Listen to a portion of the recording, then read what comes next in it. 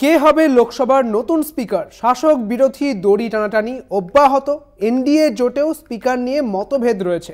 25শে June নাম ঘোষণা করতে পারেন নরেন্দ্র মোদী, এমনটাই জানা যাচ্ছে। এবং এই স্পিকার ঘিরে নানা জল্পনা তৈরি হয়েছিল। আপনারা জানেন চন্দ্রবাবু নাইডু তিনি কিন্তু স্পিকারের জন্য বলেছিলেন এবং তিনি একেবারে তার নিজের দাবিতে অনড় রয়েছেন। পাশাপাশি চন্দ্রবাবু নাইডুর শালিকা যজ্ঞবতীকেও এই স্পিকার করার কথা ভাবা হচ্ছিল বলে কিন্তু সূত্রের খবর এসেছিল। এবং তারপরে যেটা জানা যাচ্ছে যে কে হবে এই লোকসভার স্পিকার তা নিয়ে কিন্তু এবার নতুন করে জল্পনা তৈরি হয়েছে। মনে করা হচ্ছে যে 25শে জুন নরেন্দ্র মোদী লোকসভার স্পিকারের নাম ঘোষণা করবেন। এ বিষয়ে বিস্তারিত জানবো। আমাদের সঙ্গে রয়েছেন আমাদের প্রতিনিধি অঙ্কুর ভট্টাচার্য।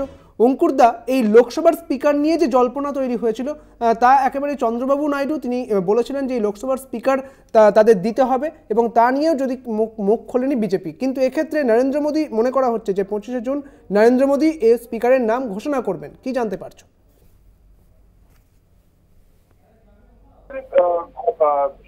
নির্বাচনটা রয়েছে আগামী 26শে জুন।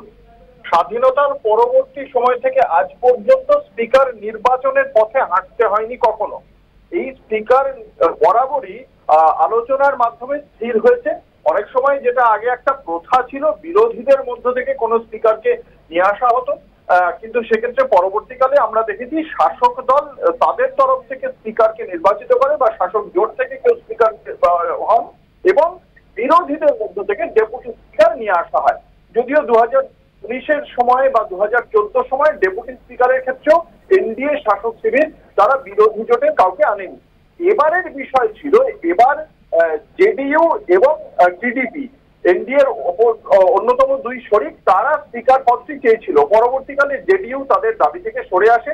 টিডিপি বলে স্পিকার পদ বিজেপির পক্ষ থেকে কোনো সাংসদকে স্পিকার করা যেতেই পারে, কিন্তু সেটা শরিকদের সঙ্গে আলোচনার সাপেক্ষে হতে হবে, এককভাবে বিজেপি এক্ষেত্রে সিদ্ধান্ত নেবে না। এরই মধ্যে আমরা জানতে পারছি আগামী 26শে জুন স্পিকার যে নির্বাচন রয়েছে, ঠিক তার আগের দিন 25শে জুন প্রধানমন্ত্রী নরেন্দ্র মোদী তিনি এই স্পিকার পদে কে আসতে চলেছেন তার নাম ঘোষণা করবেন। ফলে সেই দিক থেকে স্পিকার পদের ক্ষেত্রে যে নামগুলি উঠে আসছে তার মধ্যে অন্যতম ওম বিড়লার নাম উঠে আসছে। তার পাশাপাশি উড়িষ্যার আগে বিজেপি থেকে সদ্য বিজেপিতে আসা ভর্তৃহরি মহতাবের নাম উঠে আসছে এক্ষেত্রে নতুন করে, এবং তার সঙ্গে সঙ্গে অন্ধ্রপ্রদেশের যিনি বিজেপি সভাপতি রয়েছেন তার নামও উঠে আসছে এক্ষেত্রে। ফলে শেষ পর্যন্ত কার ভাগ্যে শিকে ছিড়বে সেটা এই মুহূর্তে দাঁড়িয়ে বলা যাচ্ছে না। তবে সংসদ বিষয়ক মন্ত্রী হতে পারেন কিরেন রিজিজু, তার সেক্ষেত্রে তিনি এই বিষয়ে ইতিমধ্যে একটি বৈঠক করেছেন মল্লিকার্জুন খাড়গের সঙ্গে, কিন্তু বিরোধীদের ডেপুটি স্পিকার হওয়ার জন্য কোনো প্রস্তাব দেওয়া হয়েছে কিনা এই বিষয়ে এখনো পর্যন্ত সুনির্দিষ্টভাবে তথ্য পাওয়া যাচ্ছে না। 26শে জুন এই বিষয়ে সম্ভবত শেষ তথ্য পাওয়া যাবে। সুদীপ্ত, অঙ্কুরদা, এই লোকসভার স্পিকার নিয়ে এত টালবাহানা কেন তৈরি হচ্ছে যদি একটু আলোকপাত করো? এই যে লোকসভার স্পিকার একটা অত্যন্ত গুরুত্বপূর্ণ পদ এই কারণেই যে যেভাবে দুটো শরিক দল রয়েছে, একটা জেডিইউ এবং টিডিপি, দুজনেরই সাংসদ সংখ্যা যথেষ্ট ভালো। টিডিপির সাংসদ সংখ্যা 16। এবার সেখানেই মনে করা হচ্ছিল এই শরিক দলগুলি যদি বিজেপির থেকে সরে যায়, তাহলে তারা যদি ভিন্ন দলে গিয়ে যোগদান করে তাহলে বিজেপি সমস্যায় পড়তে পারে। সেক্ষেত্রে বিজেপি যদি এই শরিক দলগুলিকে সাংসদগুলিকে কিনে নিয়ে নিজেদের দিকে নিয়ে আসে তাহলে তারা সুবিধে পাবে। কিন্তু এই ঘোড়া কেনা বেচার যে টার্ম রয়েছে ভারতীয় সংসদীয় রাজনীতিতে, সেখানে স্পিকার যিনি দলত্যাগ বিরোধী আইনকে প্রয়োগ করার ক্ষমতা যার হাতে রয়েছে, তিনি একটা অত্যন্ত গুরুত্বপূর্ণ ক্ষমতা ভোগ করেন। সেক্ষেত্রে সুপ্রিম কোর্টও কিন্তু সরাসরিভাবে স্পিকারের সিদ্ধান্তের উপর নাক গলাতে পারে না।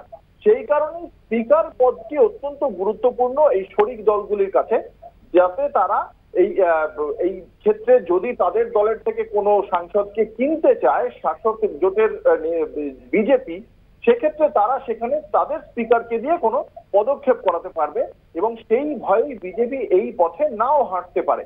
এই কারণেই স্পিকার পদটি এতটা গুরুত্বপূর্ণ এবং এই পদটির দিকে প্রত্যেকটি রাজনৈতিক দলই নজর রেখেছে। সুদীপ্ত, বেশ, অর্থাৎ কে হবে লোকসভার নতুন স্পিকার তা জানতে 25শে জুনের দিকে আমাদের নজর রাখতে হচ্ছে। অনেক ধন্যবাদ অঙ্কুরদা তোমাকে।